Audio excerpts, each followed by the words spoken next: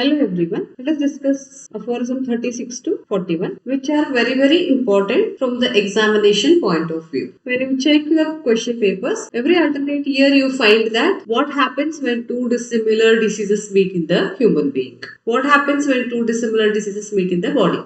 So this is a question, 10 marks question, and sometimes it is 5 marks question. Let us discuss these aphorisms in detail so that you can explain it for 10 marks and as well as for 5 marks as and when it is required. We have to finish all these aphorisms at a stretch because that gives a concept of what happens when two dissimilar diseases meet in the human being. During Hahnemann's time, allopathic medicine was practiced, which had a principle of dissimilars. It was heteropathic practice. So now he is telling that when you are adding artificial similar disease, the disease gets cured. But now, what happens when dissimilar diseases are added to the body, which was being continuously was happening during his time, which he was seeing every day in and day out. Hahnemann would like to continuously tell us that, see, this is what is happening around you and you are not able to see it. Let us discuss 36th aphorism. What happens? If two dissimilar diseases meet in the body, first condition is if at all they are of equal strength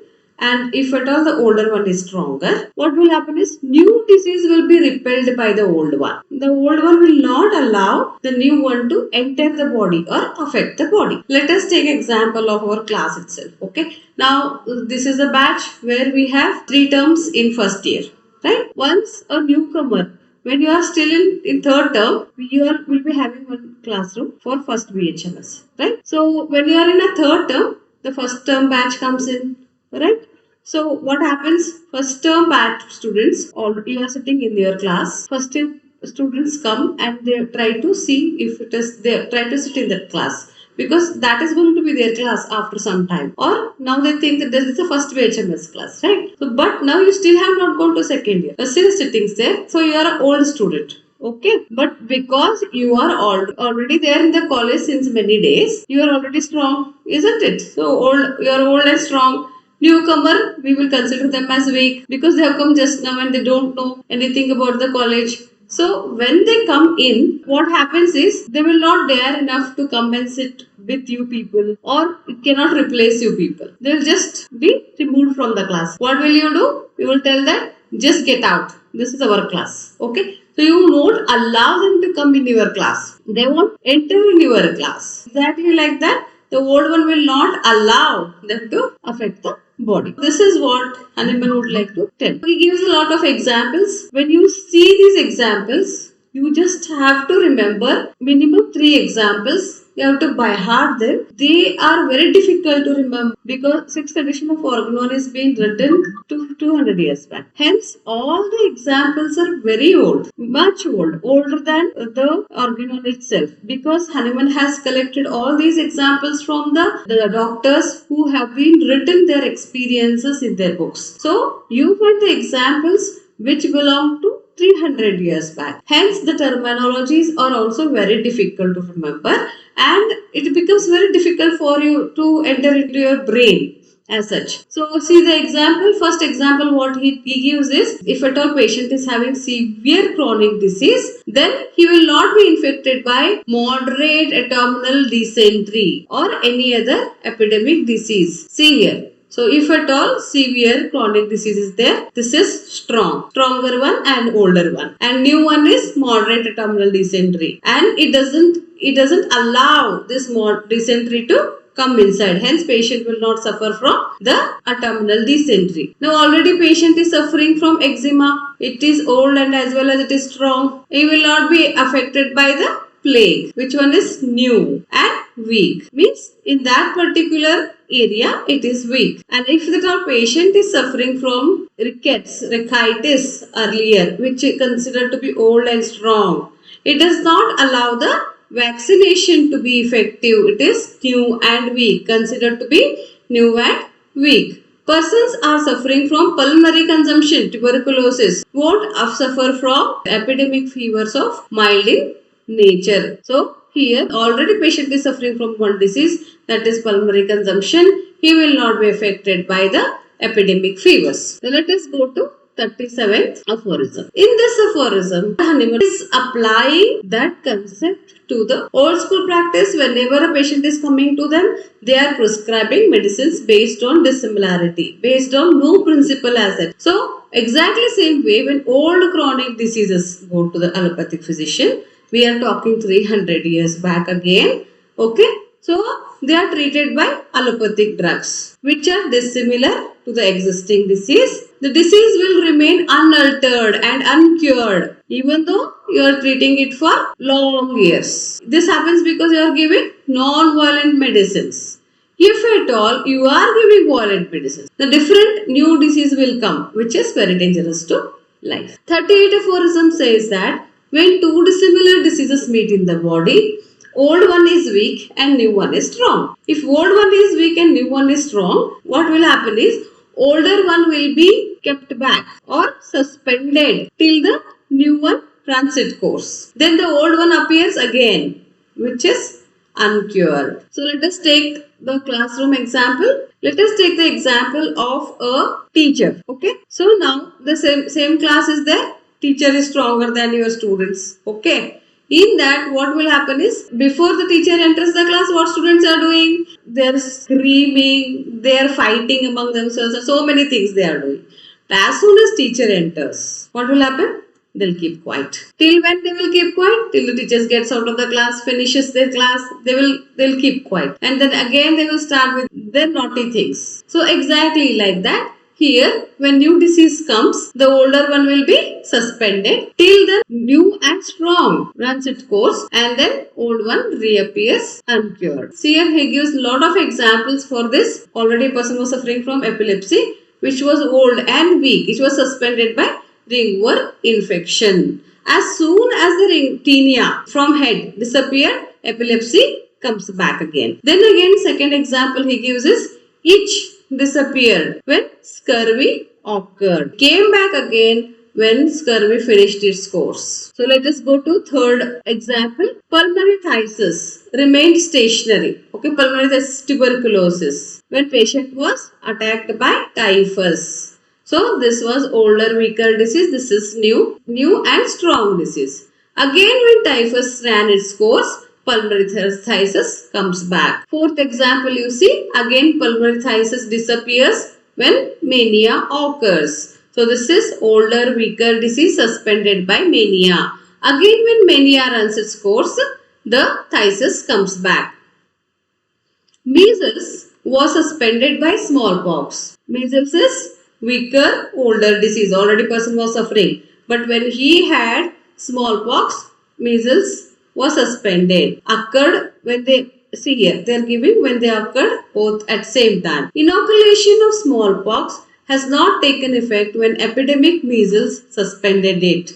Okay, so epidemic measles suspended the inoculation of smallpox, right? So here it shows that epidemic measles was stronger. This is weaker. See, he is giving a lot of examples for this, where these all are the examples which are observed by old school physicians and they have written in the literature.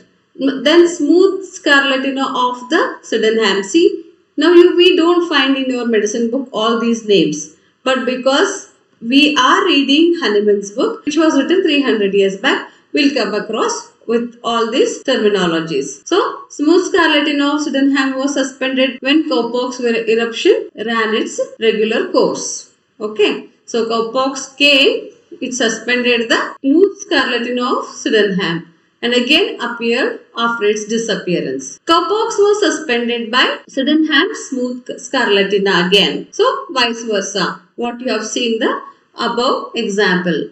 Measles was suspended by cowpox. So, measles was older and weaker affection.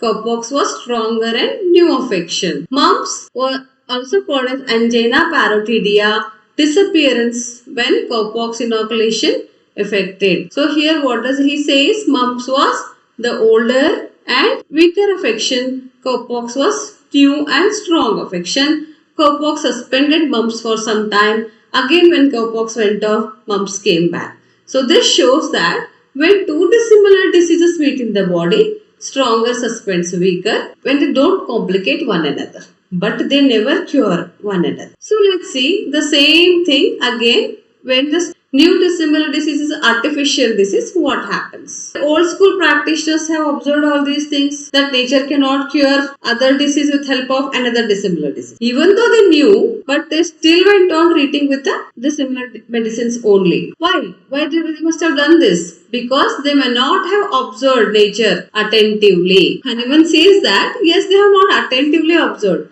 but they could have at least understood by the miserable results they were getting when they were practicing. They would have perceived by introducing dissimilar artificial disease to older one, which never used either suppressed or returned back when medicinal strength was over. So here what I would like to tell is they would have learned a lesson by observing when they were giving dissimilar medicines to the patients. He's not happy with that. Now Hahnemann is giving example of old school method of treatment, how artificial dissimilar diseases have acted. So which each disappears with employment of violent purgatives. See dissimilarity. So again when violent purgatives are taken back, each appears. So the same thing they would like to tell is they are suspending, they are not curing. A patient will have suffer one more bad. See what is happening here. Each is disappearing when we are giving violent purgatives, right? It means it is suspended. But what is happening is patient is suffering from violent diarrhea also. So his digestive system is suffering here. Then only each is disappearing. It's not that he is comfortable and itch has gone. So second example is to eradicate the chronic disease. They used to make ulcers on the exterior part of the bodies. We have discussed it when we were discussing first aphorism. That was issues and setons. This was the way they wanted to heal the joint pains. They would make ulcers on the foot of the body and they never allowed it to heal up. They kept it open always. So what are you doing? To us to remove the joint pain, you are making one more pain which is bigger than that. That's it. Here patient neither he is cured nor he is comfortable with your new medicine. This was what happening when they were treating with the dissimilar artificial disease or with the allopathic medicines. Purgatives for each issues for epilepsy are more dissimilar. Debilitate the person and create the new disease in him. Yes. They suppress, suspend when they used for long term a new disease. What happens when you are giving dissimilar artificial diseases? They don't cure, but they form a new disease in the person where it gives more suffering to the patient. In aphorism 40, what Hahnemann says is when two dissimilar diseases meet in the body, new disease after having long acted on the organism at length joins the old one that is similar to it and forms a complex disease. So what they will do? Both the diseases will occupy particularly a place adopted for themselves and they stay comfortably in the body. One disease affects only one place, specially belonging to it, whereas other dissimilar disease can take the rest of the body. Anything you want, you can take. So as to give our classroom example, with students who are studying in third term, the first term people finish their first term. By that time, these guys go to second year. Okay. Then by that time, because both of them are coming to the same college, okay, slowly they get to know that okay, you are also coming, and also they get adjusted and they become friends, and you have first year class and you have second year class. Whichever class is adopted, whichever class you belong to, you go to the class, you adjust with each other and then you stay comfortably. So exactly the same thing happens after having long acted and they form the complex disease and stay in the same body. Here he gives an example, syphilitic patient may become psoric or psoric patient may become syphilitic, but they never cure one another. Venereal symptoms suspended by psoric eruption. So initially what happens? Venereal symptoms are suspended by psoric eruption, but after long time action, what is happening? Continuously they join together. Each involves those parts of the organism only which are most adopted for it. Patient becomes diseased and now he becomes more difficult to cure. So now he tells that in rare cases what happens is acute infections also seen together in the body. Till now we were talking of chronic diseases. So in very rare cases we find that the acute infections also are present in the body. Smallpox and measles are observed 1 in 300 cases only.